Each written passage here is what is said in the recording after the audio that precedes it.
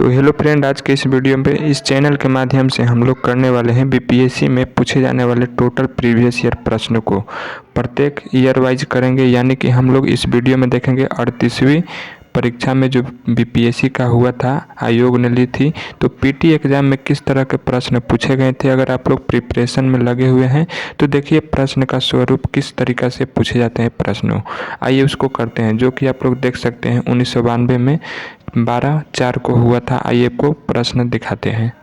तो यहाँ पर देख सकते हैं कि 38वीं संयुक्त परीक्षा हुआ था बीपीएससी का। इसमें प्रश्न कौन कौन से था। तो पहला प्रश्न था कि भारतीय राष्ट्रीय कांग्रेस ने किस वर्ष पूर्ण स्वराज्य का प्रस्ताव पारित किया था, जो कि मोस्ट इम्पोर्टेंट है।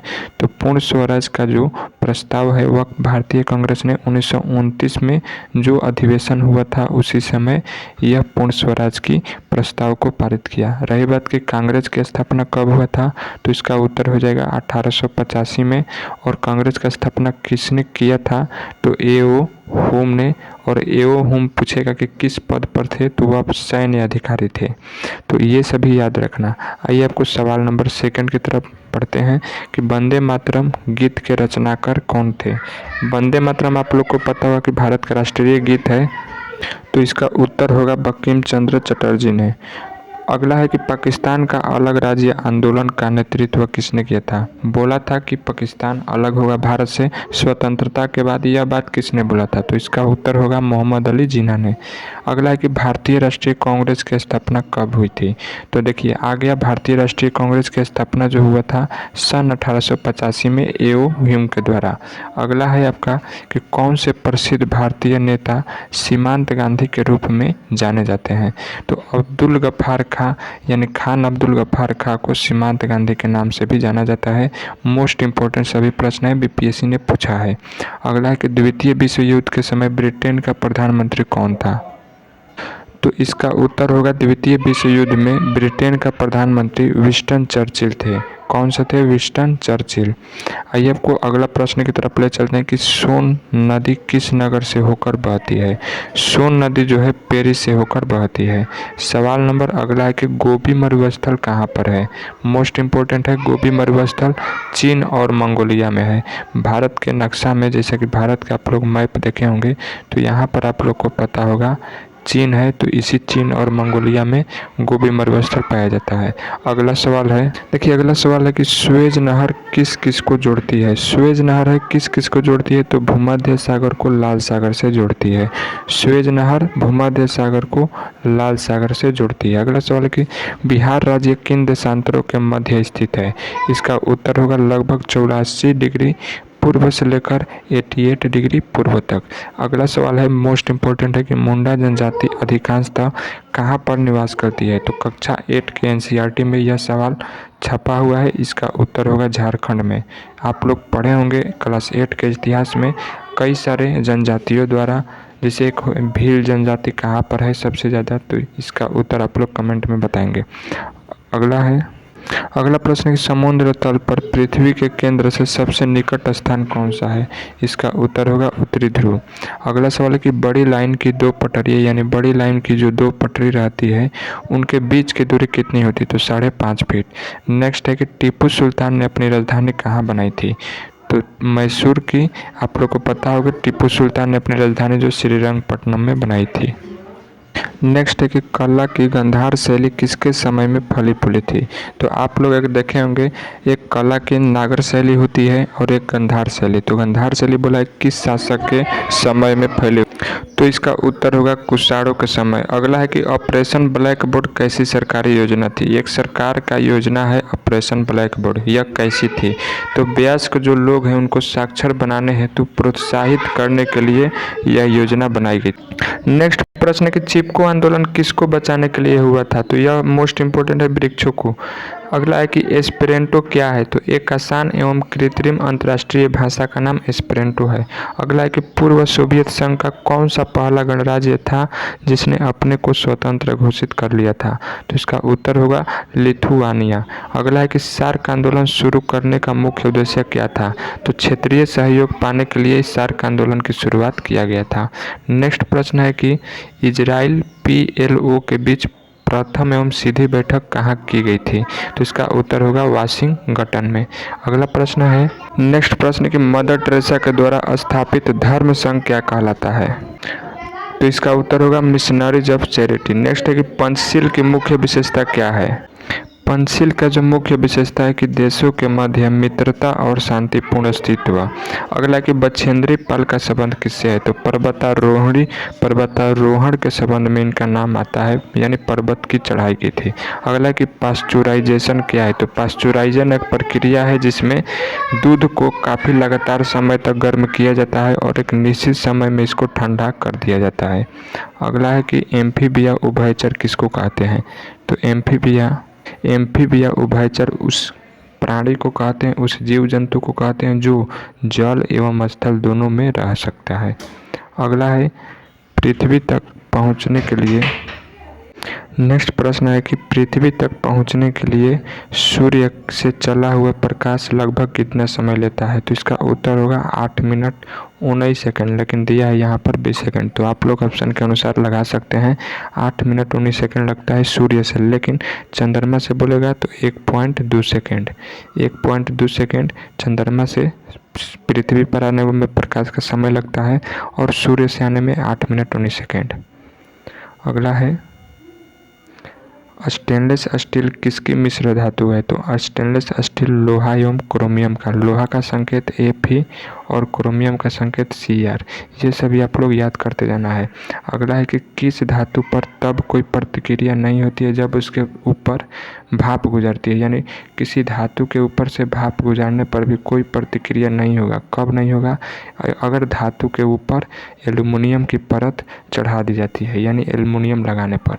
अगला है कि वैज्ञानिक इवान पावलोव किस क्षेत्र में अपने कार्यों के लिए जाने जाते हैं? तो इसका उत्तर होगा प्रायोगिक मनोविज्ञान में। कौन? वैज्ञानिक इवान पावलोव किस क्षेत्र में कार्यों के लिए? तो प्रायोगिक मनोविज्ञान में। नेक्स्ट प्रश्न है कि निकोलस कोपर्निकस किस लिए प्रसिद्ध हैं? निकोलस कोपर्निकस इस बात की पुष्टि किए थे कि सभी ग्रह पृथ्वी की चक्कर न लगा के किसकी चक्कर लगाता है? सूर्य की। वही बात यहाँ पर लिखा गया है। नेक्स्ट है कि जंतर मंतर का निर्माण किसने करवाया था? तो महाराजा जय सिंह थे, उन्हीं ने जंतर मंतर का निर्माण करवाए थे। आप लोग कमेंट में बताइएगा कि जंतर मंतर आखिर किस स्टेट में है। नेक्स्ट प्रश्न है कि सबसे अधिक तेल निर्यातक देश कौन सा है? यानी सबसे तेल का निर्यात कौन सा देश करता है? तो सऊदी अरब। अगला है कि भारत सरकार के राजस्व का प्रधान स्रोत क्या है? यानी भारत सरकार का जो पैसा आता है लगभग कहाँ से ज़्यादातर आता है? प्रत्यक्ष कर। नेक्स्ट है कि किस खेल के लिए थॉमस कप पुरस्कार दिया जाता है?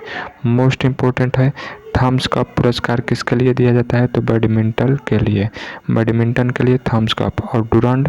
चलिए आगे बढ़ते हैं, इसको आगे पढ़ेंगे। नेक्स्ट है प्रथम एशियाई खेल कहाँ पर आयोजित किया गया था? तो आपके न्यू दिल्ली में किया गया था। संसार का सबसे बड़ा स्टेडियम कहाँ पर है? तो चोकोवस्कोल्विया में है। नेक्स्ट है कि डुरंड कप का संबंध किस खेल से है? तो इसका फुटबॉल से। और एक सवाल था यहाँ पर किस खेल से? Thomas cup. देखिए डुरंड कप फुटबॉल से और थॉमस कप बैडमिंटन से, दोनों याद रखना है। डुरंड कप फुटबॉल से और थॉमस कप बैडमिंटन से। अगला है कि लिम्बा राम ने किस खेल में अंतर्राष्ट्रीय ख्याति प्राप्त की है? तो तीरंदाजी में। लिम्बा राम ने तीरंदाजी में ख्याति प्राप्त की है। नेक्स्ट है कि अगर कोई वित्त विधेयक लोकसभा द्वारा स्वीकृत हो जाए, यानी कि कोई वित्त विधेयक है और लोकसभा द्वारा स्वीकार कर दिया गया है, तो राज्यसभा उसे कितना से लगभग मैक्सिमम डेज कितना तक रोक कर रख सकता है उस वित्त विधेयक को? तो इसका उत्तर होगा 14 दिन तक। नेक्स्ट है भारतीय संविधान में संशोधन के लिए जो विधेयक कहाँ लाया जा सकता है? यदि संविधान में संशोधन करना है तो उसके लिए विधेयक बनाना पड़ता है और इस विधेयक को कहाँ पेश किया जाता है? तो या तो लोकसभा में और नहीं तो राज्यसभा में। अगला प्रश्न है जो कि मोस्ट इम्पोर्टेंट है। अगला प्रश्न है कि अगर भारत के राष्ट्रपति के चुनाव में कोई विवाद उत्पन्न हो जाता है, कोई समस्या उत्पन्न हो जाता है, तो उस विवाद को कहाँ पर सौंपा जाता है ताकि उसका सोल्यूशन निकाल सके? तो भारत के सर्वोच्च न्यायालय को। देखिए नेक्स्ट प्रश्न है कि जय जवान जय किसान का नारा किसने दिया था। यह तो सभी को याद होगा, लाल बहादुर शास्त्री। बीपीएससी प्रीलिम्स में भी ऐसे ऐसे प्रश्न आते हैं, बस थोड़ा करंट अफेयर का वेटेज ज़्यादा हो जाता है। देखिए भारत संविधान भारत के राष्ट्रपति को कौन सा अधिकार नहीं देता है। तो इन भारत का जो संविधान है, भारत के राष्ट्रपति को कौन सा अधिकार नहीं देता है, तो राज्य के मुख्यमंत्री की नियुक्ति करने की। तो राज्य के मुख्यमंत्री की आखिर नियुक्ति करता कौन है, इसका उत्तर कमेंट में सभी लोग का आना चाहिए। अगला है कि भारतीय संविधान के लिए प्रथम संशोधन विधेयक कब हुआ था। तो भारतीय संविधान के लिए जो प्रथम संशोधन हुआ था वो सन 1951 में। नेक्स्ट है सिक्किम भारत का एक राज्य किस संशोधन के द्वारा बनाया गया था। तो 35वां संविधान संशोधन के अंतर्गत सिक्किम को एक भारत का राज्य बनाया गया था। नेक्स्ट है कि भारत के सर्वोच्च न्यायालय की स्वीकृत क्षमता क्या है, तो यानी 34 है। नेक्स्ट है भारत में पंचायती राज की अनुशंसा के लिए जो समिति बनी थी वह कौन सी थी, तो बलवंत राय मेहता के सिफारिश पर भारत में पंचायती राज का गठन हुआ था। अगला है कौन से प्रसिद्ध भारतीय गुरुदेव के नाम से जाने जाते हैं, तो इसका उत्तर होगा रविंद्रनाथ टैगोर। तो देखिए नेक्स्ट प्रश्न है कि महात्मा गांधी अपना राजनीतिक गुरु किनको मानते थे। तो इनका होगा जीके यानी गोपाल कृष्ण गोखले। नेक्स्ट है साइमन कमीशन पहली बार भारत कब आया था, तो सन 1928 में। इसमें आपको बता दें जब भारत में आया था तो 1928 में इनका काला झंडा दिखाकर भारतवासियों ने विरोध किया था, क्योंकि इसमें एक भी भारतीय को शामिल नहीं किया गया था। जबकि यह कमीशन भारत के लोगों की समस्याओं को सुनने के लिए बनाया गया था, लेकिन एक भी भारतीय को इसमें जगह नहीं दिया गया था, जो कि इसका घोर विरोध किए थे। नेक्स्ट है autobiography of a non Indian पुस्तक किसने लिखा था। तो देखिए ऑटोबायोग्राफी ऑफ अ नॉन जो इंडियन पुस्तक है नीरज सी चौधरी ने लिखे थे। नेक्स्ट है इंडिया विंस फ्रीडम के लेखक कौन है, तो इसका उत्तर होगा एपीजे अब्दुल कलाम। नेक्स्ट है स्विट्जरलैंड में जो बोली जाने वाली प्रधान भाषा है, मुख्य भाषा, वह कौन कौन सी है, तो इसका उत्तर होगा जर्मन भी, फ्रेंच भी, इटालियन भी। तो नेक्स्ट प्रश्न है कि यूनेस्को की कार्यभाषाएं क्या है। तो यूनेस्को की जो कार्यभाषा है लगभग अंग्रेजी और फ्रेंच है। नेक्स्ट है लाइफ डिवाइन, यानी लाइफ डिवाइन का नाम का एक पुस्तक है, इसके लेखक कौन है, तो इसके लेखक अरविंद घोष हैं। नेक्स्ट है कि लक्षद्वीप टापू कहाँ पर स्थित है। तो लक्षद्वीप दक्षिण पश्चिम भारत में स्थित है। आप लोग देखे होंगे भारतीय मैप में दक्षिण पश्चिम, यानी कि यहाँ पर जो स्थित है लक्षद्वीप, ना ज़्यादा दक्षिण में और ना ही ज़्यादा पश्चिम में, यानी इसका उत्तर होगा दक्षिण और पश्चिम में। नेक्स्ट है कि लक्षद्वीप टापू हो गया। अगला है कि महारानी विक्टोरिया को भारत की साम्राज्य कब नियुक्त किया गया, यानी महारानी विक्टोरिया को भारत का साम्राज्य कब नियुक्त किया गया, 1877 में। नेक्स्ट है कि भारत में जन्मे 2 अमेरिकी नागरिक जिन्हें विज्ञान के क्षेत्र में नोबेल पुरस्कार मिला था, उनका नाम क्या है। यानी भारत में आप लोग पढ़े होंगे हरगोविंद खुराना डीएनए में पढ़े होंगे, और एस चंद्रशेखर, ये दोनों अमेरिका नागरिक थे जिन्हें विज्ञान के क्षेत्र में भारत में नोबेल पुरस्कार मिला था। पहला हरगोविंद खुराना और दूसरा एस चंद्रशेखर। अगला है कि परमाणु ऊर्जा में भारतीय कार्यक्रम के जनक कौन है, तो इसका उत्तर होगा एच.जे. भाभा, यानी परमाणु ऊर्जा में भारतीय कार्यक्रम के जनक एच.जे. भाभा। अगला है कि अंतरिक्ष विज्ञान पर अनुसंधान और विकास का श्रेय किनको जाता है, तो विक्रम साराभाई को। नेक्स्ट है कि कलिंग पुरस्कार किस क्षेत्र में दिया जाता है। तो सभी प्रश्नों को आप लोग को याद करना है, लास्ट में जाते जाते प्रश्न भी पूछूंगा जिसका उत्तर कमेंट में आना चाहिए। अगला है कि कलिंग पुरस्कार किस क्षेत्र में दिया जाता है, तो विज्ञान को लोकप्रिय बनाने के लिए।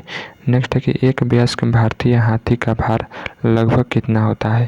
तो देखिए कोई एक वयस्क हाथी है उसका भार कितना होता है, तो माना जाता है 1000 किलो का, यानी 1000 किलोग्राम का इसका भार होता है। देखिए वैज्ञानिक जो अल्बर्ट आइंस्टीन है वह किस लिए प्रसिद्ध है, खासकर फिजिक्स में एक आप लोग पढ़े होंगे इलेक्ट्रिक फोटो इफेक्ट, यानी कि प्रकाश विद्युत प्रभाव। तो प्रकाश विद्युत प्रभाव का कंसेप्ट किसने दिए थे? तो यह दिए थे वैज्ञानिक अल्बर्ट आइंस्टीन ने। अगला है कि शीघ्र उत्पादी रिएक्टर एक बिजली पैदा करने वाला नाभिकीय रिएक्टर जो किस प्रक्रिया से बिजली उत्पन्न करने वाली है? तो इसका उत्तर होगा विकलन प्रक्रिया द्वारा। तो यहाँ पर आप लोग का जो परीक्षा हुआ था कौन सा यह था?